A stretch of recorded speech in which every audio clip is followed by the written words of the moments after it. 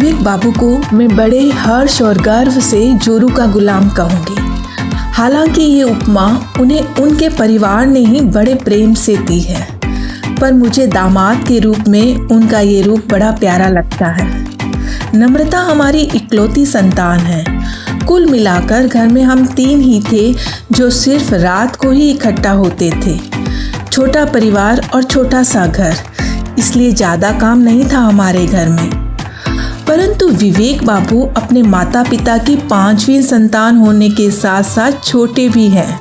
घर में भरा पूरा 20-25 जनों का परिवार, जिसमें 10-12 लोग हर समय घर पर ही रहते हैं।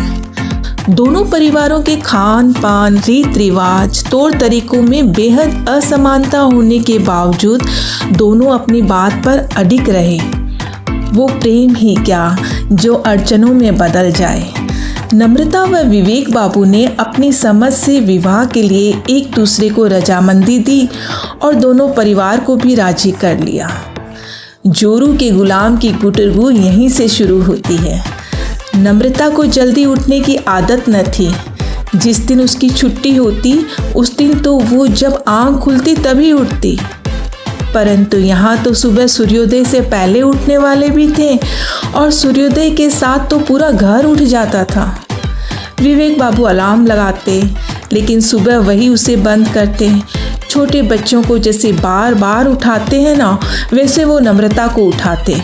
उसके उठने से पहले ही गीज़र ऑन कर देते ताकि घर वालों के सामने वो लेट ना हो। इस घर में नियम था, जो बने वही सबको खाना पड़ेगा। नम्रता के लिए तो ये बात बड़ी अनोखी थी। जो बने वही कैसे खाएं, क्यों न पसंद का ही बनाएं। आज जब भिंडी की सब्जी देखी तो उसकी चिंता और बढ़ गई। समस्या ये न थी कि वो रोटी कैसे खाएगी, परंतु समस्या ये थी कि थाली में आई भिंडी कैसे खत्म करेगी। विवेक बाबू ने धीरे धीरे उसकी भिंडी खत्म की और उसकी दाल की कटोरी में अपनी दाल उड़ेल दी। ये हरकतें वो करते तो चतुराई से थे, पर घर वाले देख ही लेते थे और हंसकर कहते, पक्का जोरू का गुलाम है।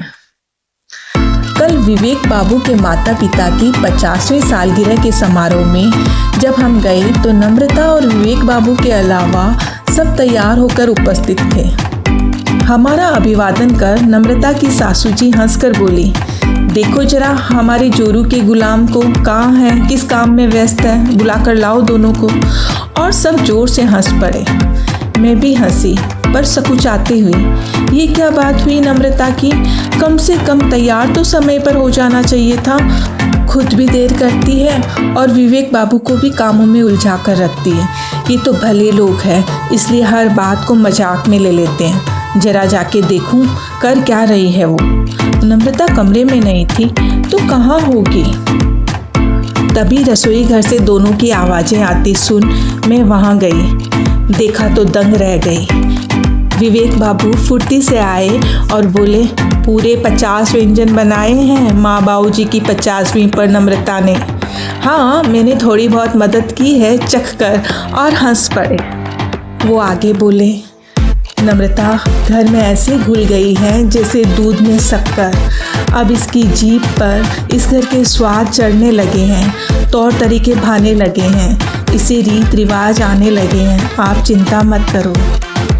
मेरी आंखें विवेक बाबू को देखती ही रही।